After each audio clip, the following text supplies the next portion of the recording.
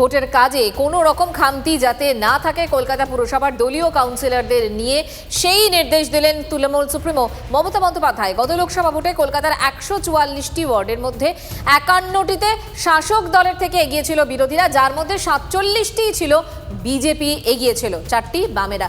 এবার সেক্ষেত্রে কি ব্যবস্থার কথা বলছেন তৃণমূল সুপ্রিমো সায়ন্ত আমাদের সঙ্গে রয়েছেন, জানাবেন সায়ন্ত। দেখো, গতকাল পার্ক সার্কাসে যে ইফতারের মঞ্চ ছিল সেখানে বেশ কয়েকজন কাউন্সিলর মমতা বন্দ্যোপাধ্যায়ের সঙ্গে দেখা করতে আসেন, কথা বলতে আসেন। তখন কিন্তু তৃণমূল সুপ্রিমো সেই কাউন্সিলরদের কাছ থেকে তাদের ওয়ার্ড সম্পর্কে বিভিন্ন খোঁজখবর নেন। ওয়ার্ডে কাজকর্ম হচ্ছে কি না, ওয়ার্ডের মানুষের প্রতি কাউন্সিলররা কত সময় দিচ্ছে, তারা ঠিকমতো ওয়ার্ডের পেছনে পড়ে রয়েছে কি না, সব কিছু বিষয় কিন্তু কাউন্সিলরদের কাছ থেকে জেনে নেওয়ার চেষ্টা করেন। একই সঙ্গে ওয়ার্ডে কোনো রকম খামতি রাখা চলবে না, অর্থাৎ লোকসভা নির্বাচনে ওয়ার্ডের কাউন্সিলরদের দায়িত্ব এবং কাজকর্মের ওপরই কিন্তু তাদের তৃণমূলের যারা মনোনীত প্রার্থী হয়েছে তাদের যাবতীয় মার্জিন বা তাদের জয় তা নির্ভর করবে। এই বিষয়টি পরোক্ষে তৃণমূল সুপ্রিমো কাউন্সিলরদের বুঝিয়ে দিয়েছেন, এমনকি দায়িত্ব সম্পর্কেও কিন্তু কাউন্সিলরদের বুঝিয়ে দিয়েছেন তৃণমূল সুপ্রিমো। ভবানীপুরে কাউন্সিলর 70 নম্বর ওয়ার্ডে তিনি যখন তার এলাকায় বিজেপির প্রভাব সম্পর্কে বলেন, মমতা বন্দ্যোপাধ্যায় সেই কাউন্সিলরকেও বলেন যে তাকে পড়ে থাকতে হবে, লেগে থাকতে হবে, কোনো রকমভাবে বসে থাকলে চলবে না।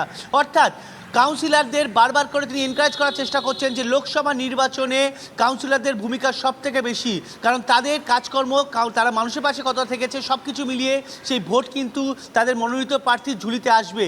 তাই তৃণমূল সুপ্রিমোর সেই বার্তা পেয়ে কিন্তু কাউন্সিলর রীতিমতো উজ্জীবিত।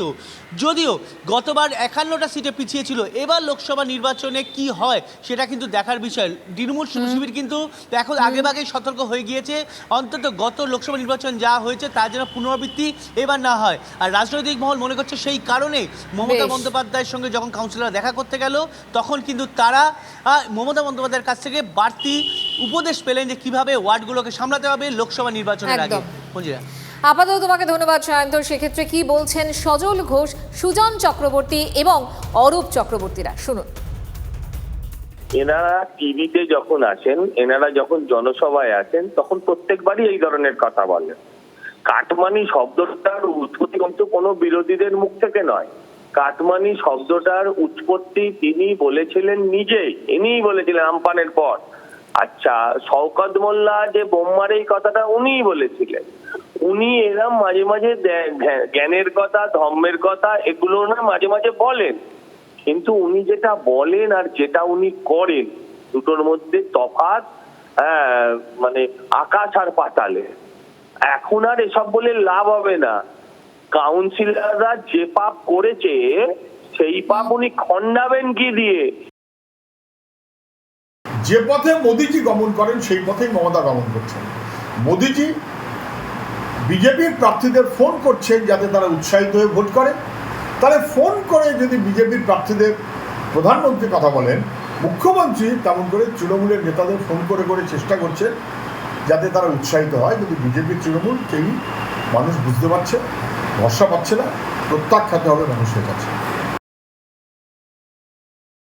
500 থেকে 1000 টাকা করার নিয়ে খুব গাত্র দেওয়া হয়েছে। তো আমি সজলের উদ্দেশ্যে বলবো, সজল বরং তো মোদিজিকে ধন্যবাদ জানাচ্ছি। মোদিজিও তো 500 টাকা থেকে 1000 টাকা করেছে। মোদিজি রান্নার গ্যাসের দাম 500 টাকা থেকে 1000 টাকা করেছে, মমতাদি লক্ষ্মীর ভান্ডার 500 টাকা থেকে 1000 টাকা করেছে। এবার কোনটা বাংলার মানুষ গ্রহণ করবে আর কোনটা বাংলার মানুষ বর্জন করবে সেটা সজল বুঝতে পেরেছে বলেই বরানগর থেকে ওই যে বর্ধিত হবে, বরানগরের মানুষদেরকে ঘাট ধাক্কা দেবে, এটা সজল নিজে খুব ভালো করে বুঝতে পেরেছে।